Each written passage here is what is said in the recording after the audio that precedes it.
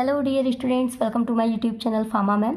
हम देख रहे हैं subject advanced organic chemistry of master of pharmacy first semester. हम लोग यहाँ पे यूनिट 3 देख रहे थे, सिंथेटिक रिएजेंट एंड एप्लीकेशंस, जिसमें आज हम पढ़ेंगे विटिंग रिएजेंट। ये इंपॉर्टेंट है स्टूडेंट, और ये आपसे एग्जाम में पूछा भी जा सकता है, इसलिए हम यहाँ पर इसे बहुत ध्यान से पढ़ेंगे। तो आइए लेक्चर को स्टार्ट करते हैं। तो फर्स्टली हम लोग इंट्रोडक्शन से स्टार्ट करते हैं, ठीक है। तो विटिंग रिएजेंट क्या होता है, तो कह रहा है it is used for the synthesis of alkyne from ketone and aldehyde. तो विटिंग रिएजेंट का हम लोग यूज करते हैं अल्कीन के सिंथेसिस के लिए, जिसमें हम लोग अल्कीन बनाते हैं कीटोन या फिर एल्डिहाइड से। यानी किसी कार्बोनिल कंपाउंड को जब हम विटिंग रिएजेंट से ट्रीट कराएंगे तो हमें वहाँ पे अल्कीन की सिंथेसिस देखने को मिलेगी, ठीक है। अगर हम इसके स्ट्रक्चर को देखें तो बहुत ही ईजी है स्टूडेंट। यहाँ पे देखिए ये स्ट्रक्चर है इसका, आप यहाँ देख सकते हैं फास्फोरस और कार्बन के बीच में डबल बॉन्ड है, और कार्बन से अटैच है आपका R1 R2, और इस फास्फोरस से आपका 3 फिनाइल ग्रुप अटैच है, ठीक है। ये है आपका विटिंग रिएजेंट का स्ट्रक्चर, जहाँ पे R1 आपका हाइड्रोजन रहेगा और R2 के प्लेस पे मिथाइल इथाइल लग सकते हैं। तो ये बहुत ही इजी स्ट्रक्चर था विटिंग रिएजेंट का। मेरा आपसे रिक्वेस्ट है स्टूडेंट कि अभी जस्ट प्रीवियस लेक्चर में हमने विल्किंसन रिएजेंट के बारे में पढ़ा था, तो आप उसका प्लीज़ स्ट्रक्चर ड्रॉ करिए बिना देखे, और देखिए कि आपको वो याद है या नहीं याद है, ठीक है। अब हम देखते हैं विटिंग रिएजेंट के डिस्क्रिप्शन के बारे में। ओके, तो हम बोलें कि विटिंग रिएजेंट को कॉमनली क्या बोला जाता है, उसका कॉमन नेम क्या है। तो पहला पॉइंट है common name of the Wittig reagent, तो ट्राइफेनाइल फॉस्फीन एल्किलिडीन बोलते हैं, ठीक है। सिनोनिम्स में आता है आपका ट्राइफेनाइल फास्फोनियम इलाइड, या फिर आप बोल सकते हैं एल्कलाइडीन फास्फोरेन। तो ये इसके 2 सिनोनिम्स हो गए।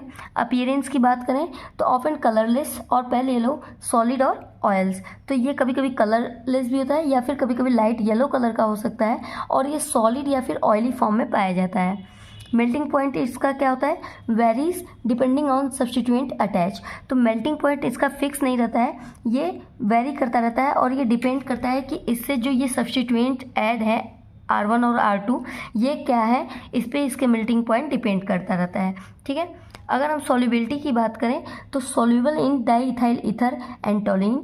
तो डाईइथाइल ईथर एंड टोल्यूइन में सॉल्युबल होता है, जबकि दे आर नॉट सॉल्युबल और स्टेबल इन एक्वस सॉल्यूशन। यानी एक्वस सॉल्यूशन में ये अनस्टेबल होते हैं, या फिर आप कह सकते हैं कि नॉट सॉल्युबल होते हैं, ठीक है। तो ये था हमारा डिस्क्रिप्शन। अब हम देखेंगे method of preparation of the Wittig reagent. Method of preparation से पहले हम लोग एक बार देखते हैं form of the Wittig reagent. Form of the Wittig reagent यानी कि आपने अभी पहले जो स्ट्रक्चर देखा था वो फास्फोरेन स्ट्रक्चर था, लेकिन इसी का दूसरा स्ट्रक्चर भी होता है जिसे हम लोग बोलते हैं इलाइड फॉर्म, ठीक है। इस वाले को हम लोग बोलते हैं फास्फोरेन फॉर्म, और इस वाले स्ट्रक्चर को हम लोग बोलते हैं इलाइड फॉर्म। दोनों में डिफरेंस क्या है, तो आप अच्छे से देख सकते हैं कि फास्फोरेन जो फॉर्म है उसमें आपके फास्फोरस और कार्बन के बीच में डबल बॉन्ड अटैच है, ठीक है। जबकि इलाइड फॉर्म में क्या हो जा रहा है, ये चार्ज फॉर्म में हो जा रहा है। इनके बीच के डबल बॉन्ड जो थे वो ब्रेक कर जा रहे हैं, और दोनों का दोनों इलेक्ट्रॉन कार्बन अपने पास रख ले रहा है, जिसके वजह से फास्फोरस पे पॉजिटिव चार्ज आ रहा है, ठीक है। यानी कि बाकी स्ट्रक्चर सेम रहेगा, बस फास्फोरस और कार्बन के बीच में जो यहाँ पे डबल बॉन्ड था अब वो सिंगल बॉन्ड हो जाना है, और ये बॉन्ड इस तरीके से ब्रेक होगा कि दोनों इलेक्ट्रॉन कौन रख लेगा, कार्बन, जिसकी वजह से कार्बन पे आना है नेगेटिव चार्ज और फास्फोरस पे आ जाना है पॉजिटिव चार्ज। तो इस वाले स्ट्रक्चर को हम लोग बोलेंगे इलाइड फॉर्म, और यदि हम डबल बॉन्ड वाले स्ट्रक्चर को देखेंगे तो हम बोलेंगे फास्फोरेन फॉर्म, ठीक है। मेथड ऑफ प्रिपरेशन की बात करें अब हम लोग, तो इसमें आपका पॉइंट है Wittig reagent are usually prepared from a phosphonium salt react with a strong base such as n butyl lithium, ठीक है। तो यहाँ पे फास्फोनियम सॉल्ट को हम लोग एक स्ट्रॉन्ग बेस से रिएक्ट कराते हैं और हमें विटिंग रिएजेंट मिलता है। यहाँ पे आप देख रहे हैं कि फास्फोनियम सॉल्ट बनाने का यहाँ पे लिखा गया है प्रोसीजर कि फास्फोनियम सॉल्ट कैसे बनेगा। तो जब आप ट्राइफेनाइल फॉस्फीन को एल्किल हैलाइड से रिएक्ट कराते हैं तो हमारा फास्फोनियम सॉल्ट बनेगा, और देन उस फास्फोनियम सॉल्ट को हम स्ट्रॉन्ग बेस लाइक N-ब्यूटाइल लिथियम से रिएक्ट कराते हैं, जिससे हमें विटिंग रिएजेंट मिलता है। तो यहाँ पे यदि हम रिएक्शन देखें तो यहाँ पे ऑलरेडी फास्फोनियम सॉल्ट बना हुआ है, यानी हमारा ये वाला प्रोसेस हो चुका है। ट्राइफेनाइल फॉस्फीन को हमने एल्किल हैलाइड से जब रिएक्ट करा दिया तो हमारा फास्फोनियम सॉल्ट बनेगा। अब इस फास्फोनियम सॉल्ट को हमने स्ट्रॉन्ग बेस ये आपका क्या है, स्ट्रॉन्ग बेस है जिसका नाम है एन ब्यूटाइल लिथियम, उससे हमने रिएक्ट करा है स्टूडेंट, तो हमारा यहाँ पे मिल गया विटिंग रिएजेंट। ठीक है, आप यहाँ देख सकते हैं फास्फोरस और कार्बन के बीच में डबल बॉन्ड है। R1 और R2 जो था एक प्लेस पे हाइड्रोजन अटैच हो गया और दूसरा आपका यहाँ पे सब्स्टिट्यूएंट R अटैच रहेगा और इस फास्फोरस से 3 फिनाइल ग्रुप अटैच है जो कि एक विटिंग रिएजेंट है। ठीक है, और हमारा यहाँ पे आप देख रहे हैं कि एज ए बाई प्रोडक्ट यहाँ पे आपका लिथियम हैलाइड और ब्यूटेन यहाँ पे बाहर निकल गया है। नेक्स्ट हमारा पॉइंट है application of the Wittig reagent, यानी कहाँ कहाँ यूज होता है विटिंग रिएजेंट का। तो फर्स्ट है आपका synthesis of olefin. Olefin in the sense कि अल्कीन की ही बात कर रहा है जहाँ पे डबल बॉन्ड लगा हो। ठीक है, कार्बन डबल बॉन्ड के साथ अटैच हो, उसी को बोलते हैं। ठीक है, तो यहाँ पे हमने ओलेफिन का जब हमें सिंथेसिस करना होगा तो हम यहाँ पे विटिंग रिएजेंट का यूज करेंगे। कैसे कह रहा है, Wittig reagent react with a carbonyl compound to form olefin.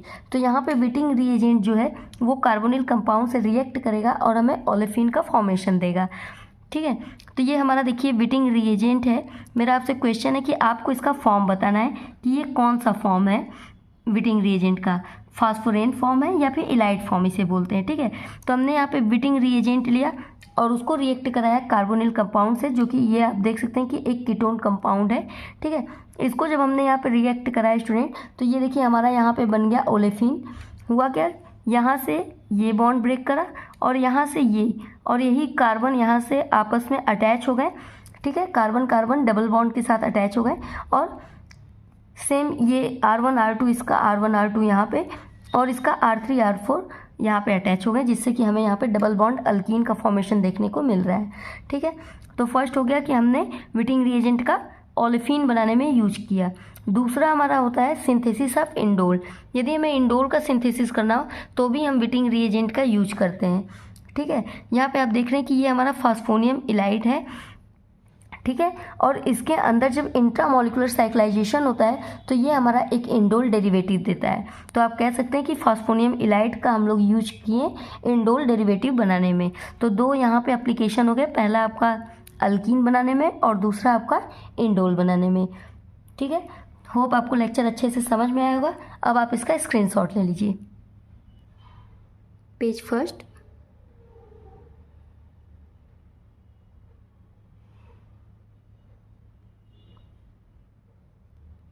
Page second.